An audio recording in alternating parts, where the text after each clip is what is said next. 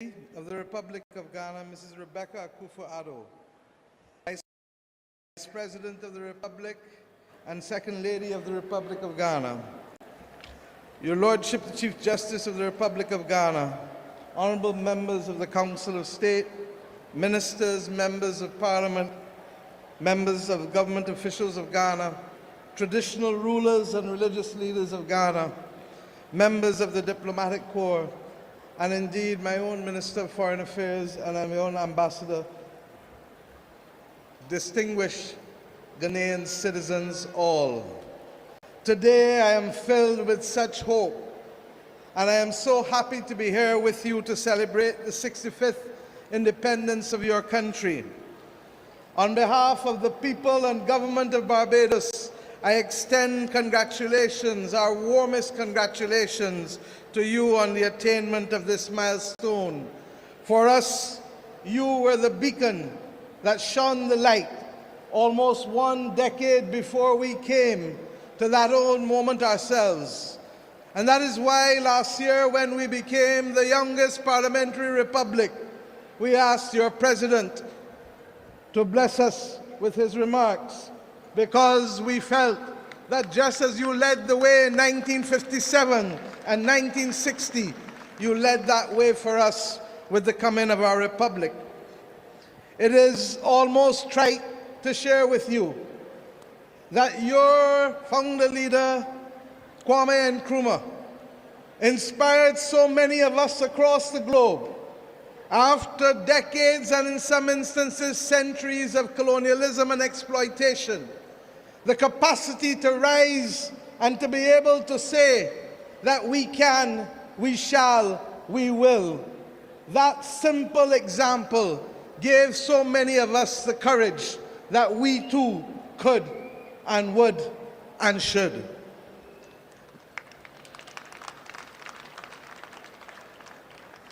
As I indicated to you just last year on the 30th of November, we took that step. And on that occasion, we elected our first president, Dame Sandra Mason, who has asked me also to pass her warmest regards to you, Mr. President, on the occasion of this 65th anniversary. It is significant to us, sir, that when you spoke and shared your message with us as a Barbadian nation, you indicated that it was our great fortune to be able to complete this circle of self-determination at a time when the world has so readily embraced the principles of democracy and enfranchisement. And yes, my friends, and yes, the young people of Ghana in particular, I am mindful that for you, this may seem a journey that is long, long past from where it started 65 years ago. But be assured that that anchoring 65 years ago is what allows us now to stand tall and proud, even as we see the ugly face rearing itself again of racism and imperialism across our world.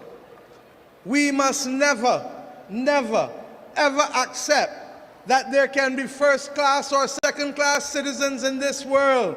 And we equally assert today that there cannot be first-class and second-class nations in the global community. It is for that reason that we will work together in solidarity to fight the battles of our time, challenging as they are appearing to be, quickly as they're coming at us.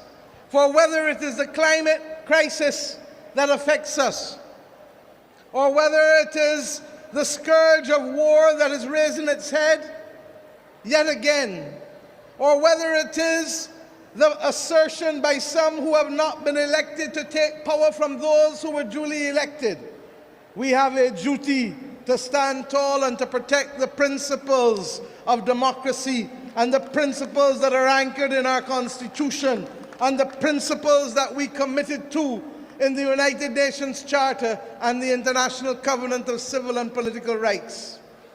These may sound like a lot of big words to many of us, but the truth is, they are simple anchors that assure that each of us deserves the right to be heard, the right to be seen, and the right to be cared for.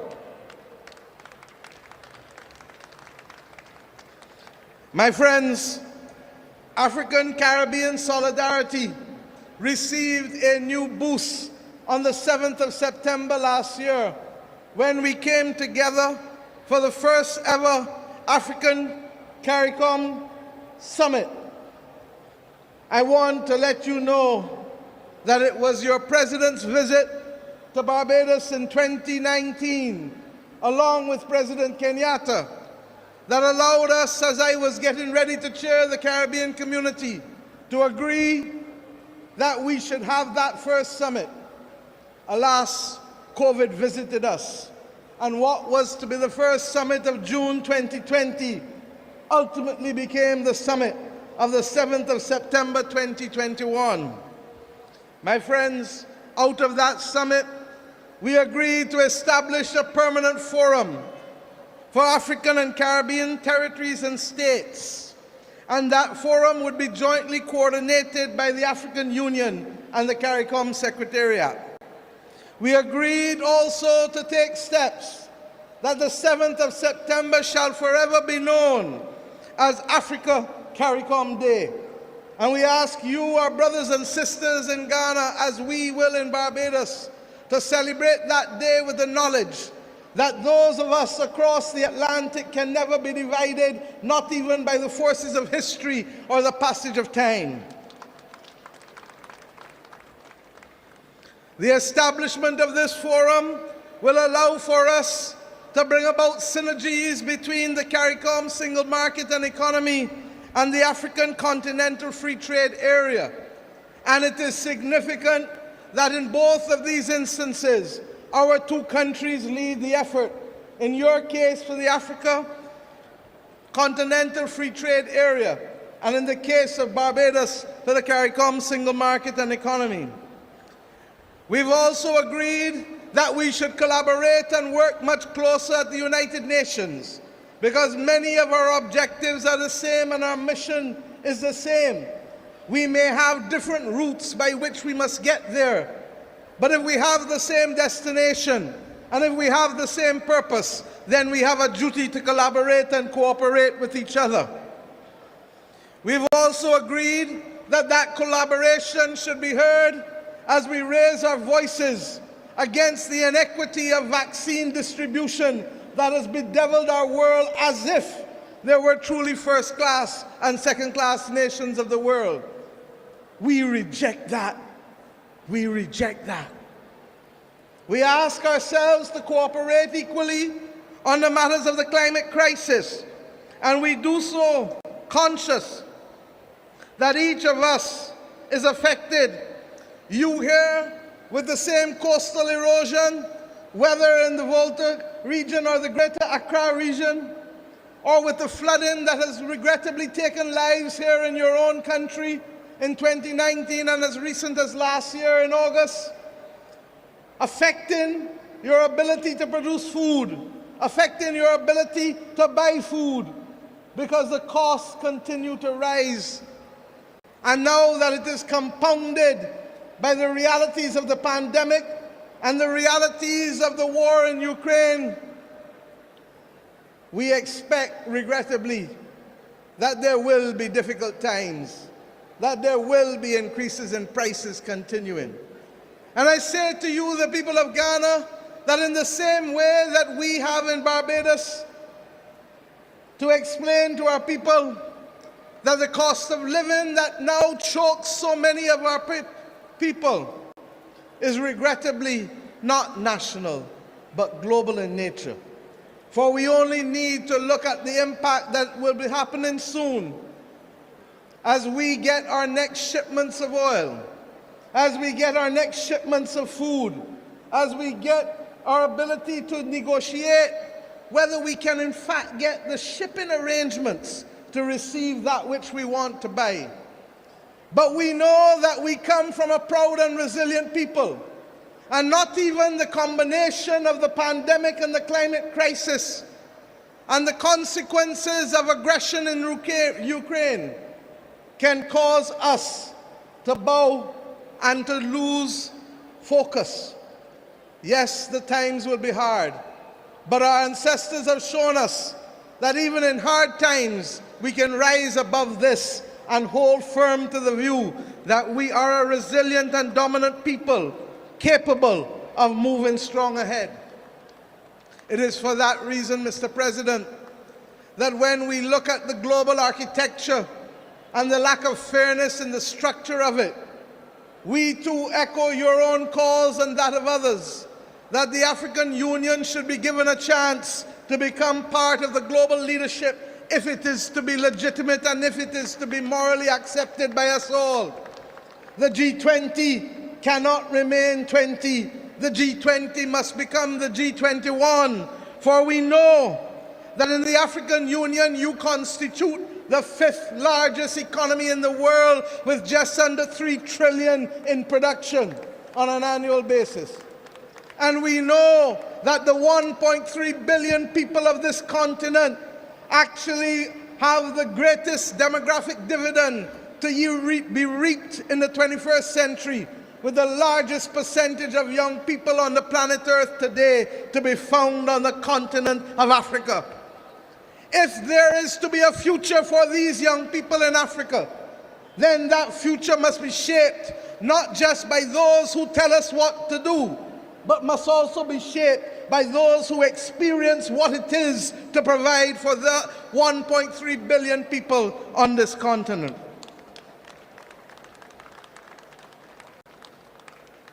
My friends, we stand in solidarity and in unity with you on these great issues.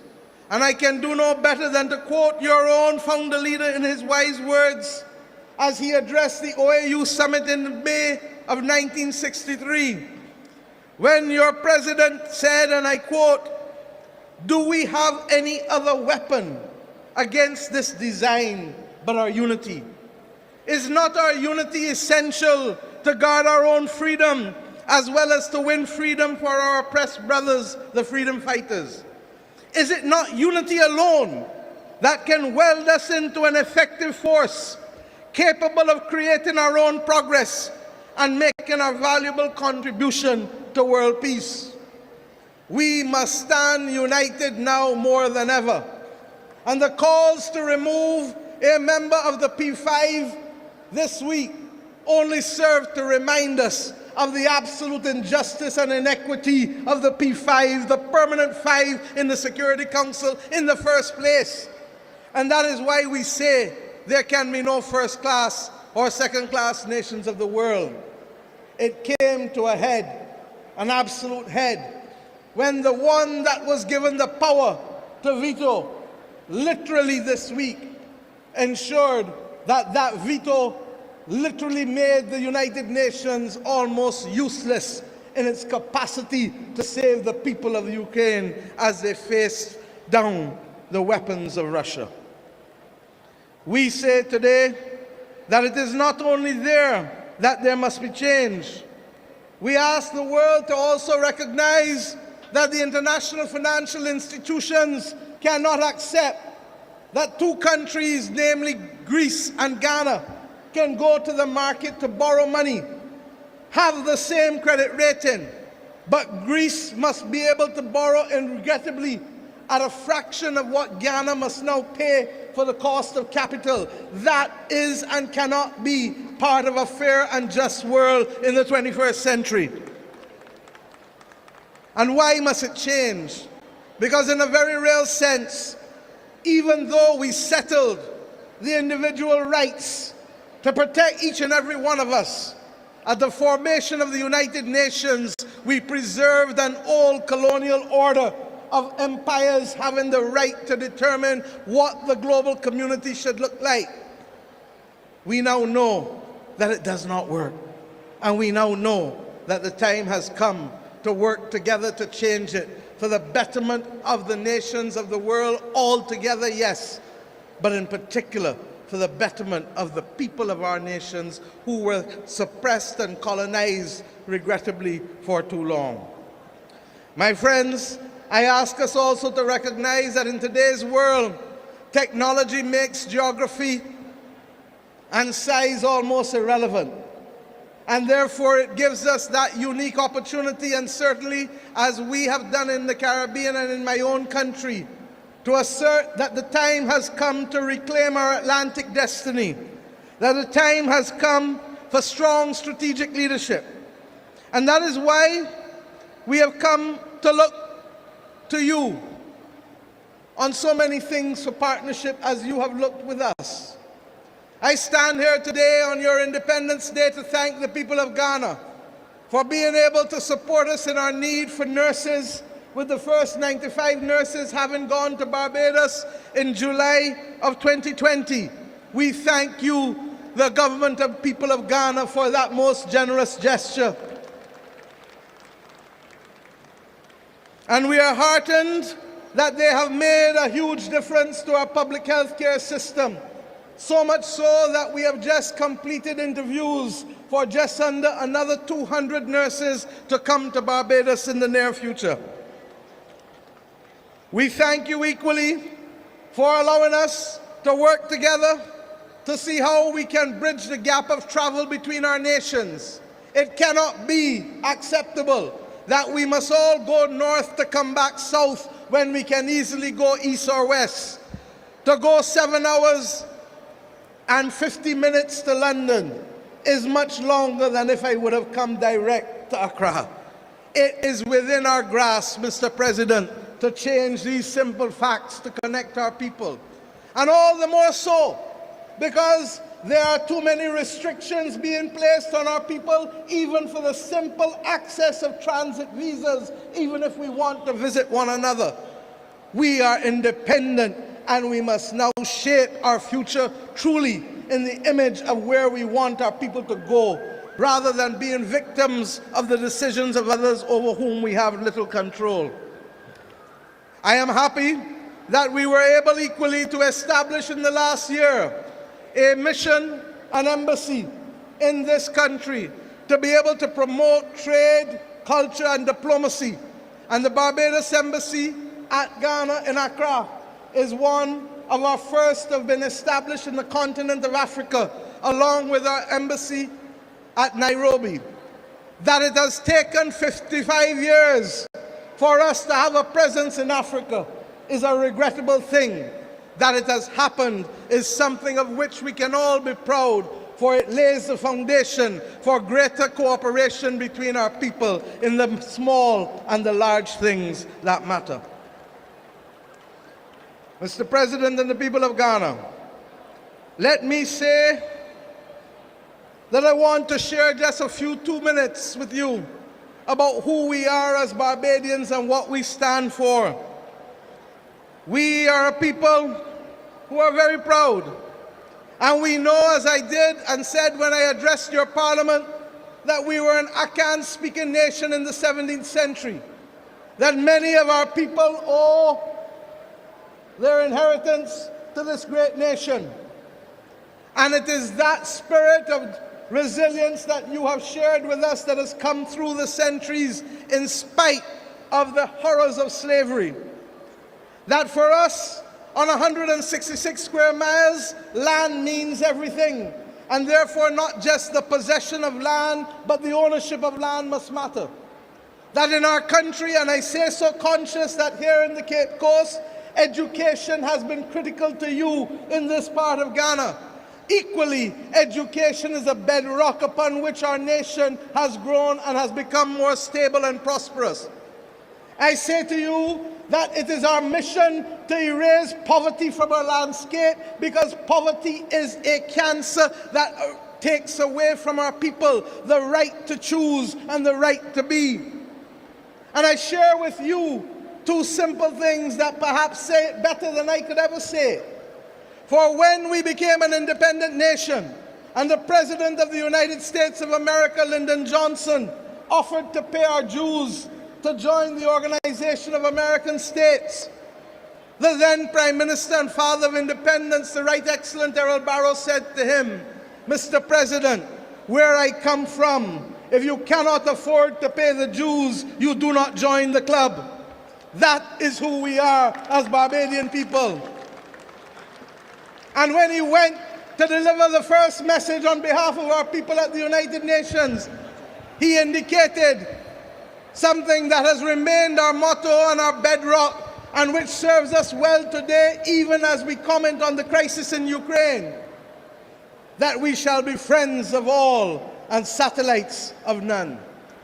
This is a spirit which was imbued in us, and we have no doubt that that spirit owes its heritage to right here where I speak today, in the continent of Africa, because that is what allowed us to keep our heads high in spite of all that we had to face. Today, as we go forward, we simply use the words, as I've had to do over the last 4 years in my country, as we ourselves face serious economic difficulties and challenges, as we face the climate crisis and the pandemic. And what were those simple words? Simple that our children understand. Many hands make light work. And just as we are prepared to share the burden of adjustment always, we must be prepared to share the bounty that can allow our people always to aspire and to feel that they live as owners in their own country and not tenants in the land. My friends, I ask us once, please, before we go and I close, to reflect on the fact that it was from this coast, regrettably, that many people left. Yes, never to return at that time, but with a wish always in our bosom that their children and great-grandchildren and great-great-grandchildren would come back to this land. We are conscious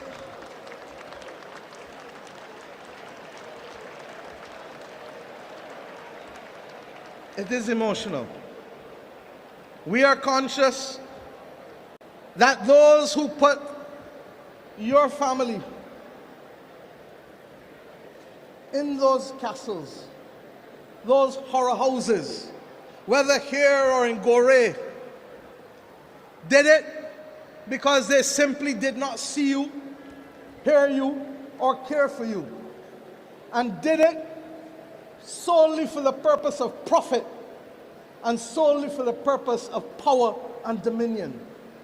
It is regrettable that those same motives are showing themselves on the landscape of the world today.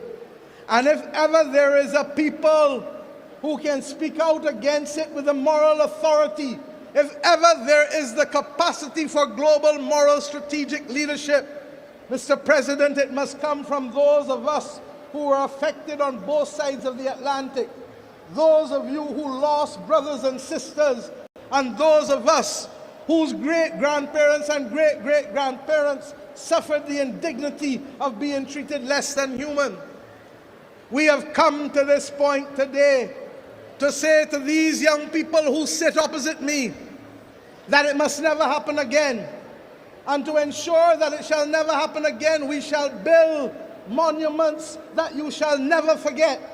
And it is therefore with pleasure that I share with you today that one of your own distinguished citizens, Sir David Ajay, has been the person responsible for designing the monument in Barbados, the country that has had, regrettably, a relationship with racism that is a blot on our history. The parliament which I lead, regrettably, was a parliament that in 1661 passed the slave code that came to spawn all of the other laws that govern slaves in the Americas. It is for that reason that we, the children of independence, have an obligation to build a monument such that these young people shall never forget the scars of history. And that monument shall pay tribute to 570 slaves buried in the burial ground at Newton Plantation in the parish of Christchurch, Barbados. We shall equally build there a genealogical research center so that we can truly understand who and who is exactly family. Because Barbados has the second largest transatlantic slave records in history, only to be exceeded by the United Kingdom, whose ones perhaps may not be as pristine as ours for different reasons.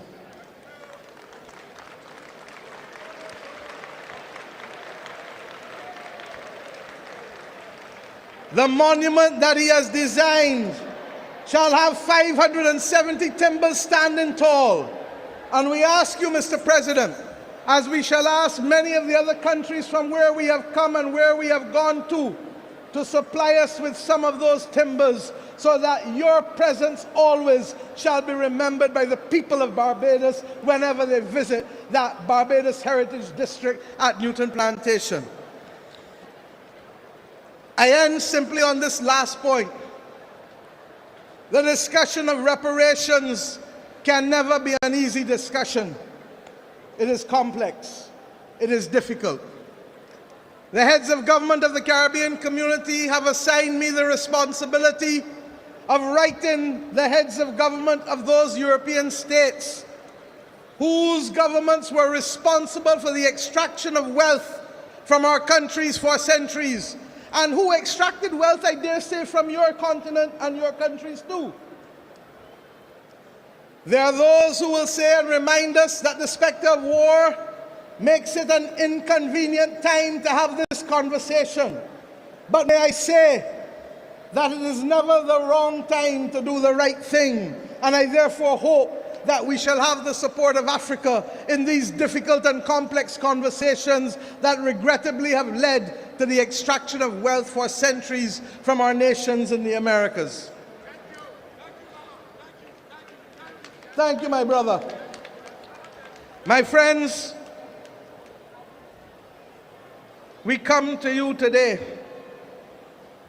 conscious that we have returned.